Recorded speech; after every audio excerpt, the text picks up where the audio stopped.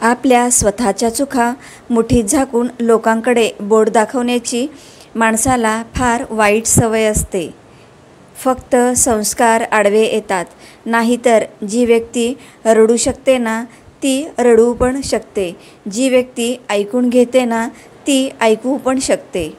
सगळ्यांना चांगलं समजणं सोडून द्या. लोक बाहेरून दिसतात तसे आतून नसतात. दुसऱ्याविषयी वाईट बोलणं सोपं आहे. फक्त एकदा स्वतः विचार करून बघावं की आपण किती धुतल्या तांदळासारखे आहोत. डाव खेळता येणंसुद्धा गरजेचं आहे, कारण समोरचा चालत असतो आणि आपण नाती सांभाळत राहतो. घरातल्या निर्णयासाठी बाहेरच्या माणसांची गरज भासू लागली तर समजा घरातील नाती संपली. आयुष्यात एक वेळ सगळं काही पुन्हा मिळू शकतं, पण वेळेबरोबर हरवलेलं नातं आणि विश्वास पुन्हा मिळू शकत नाही. गरजेपेक्षा जास्त चांगलं बनणं गरजेपेक्षा जास्त अपमान करून घेणारं ठरतं. दिखाव्याची जी नाती असतात ती दुरूनच दिखावा करतात. खरी नाती तीच असतात जी कशाचीही पर्वा न करता कायम सोबत असतात.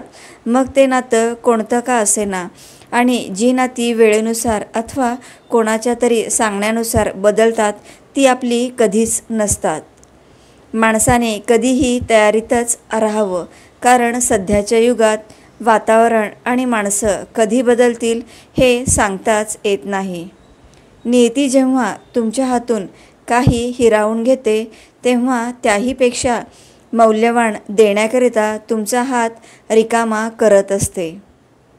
लोकांना किती पण आपलेपणा दाखवला तरी ते शेवट त्यांचा परकेपणा दाखवतात. गैरसमज इतके शक्तिशाली असतात की कित्येक वर्ष आपण निभावत आलेली सुंदर नाती एका सेकंदात तोडू शकतात. गैरसमज एखाद्यावर आरोप लावण्याआधी त्याचे पूर्ण बोलणे ऐकून घ्या. नाती तुटण्यापासून वाचतील आणि गैरसमज दूर होतील. भावनांच्या तव्यावर स्वार्थाची पोळी भाजून घेणारी माणसं आपली कधीच नसतात, कारण नात्यांचे पानवटे त्यांना फक्त तहान लागल्यावरच दिसतात. चुकीच्या लोकांच्या नात्यात अडकून उदास राहण्यापेक्षा अनोळखी लोकात राहून आनंदी राहिलेलं कधीही चांगलं.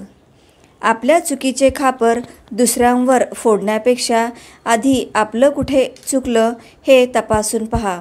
कदाचित आपलीच चूक आहे हे लक्षात येईल. मूर्खांची 5 लक्षणे: गर्व, अपशब्द, क्रोध, हट्टीपणा आणि दुसऱ्यांच्या मतांचा अनादर न करणे.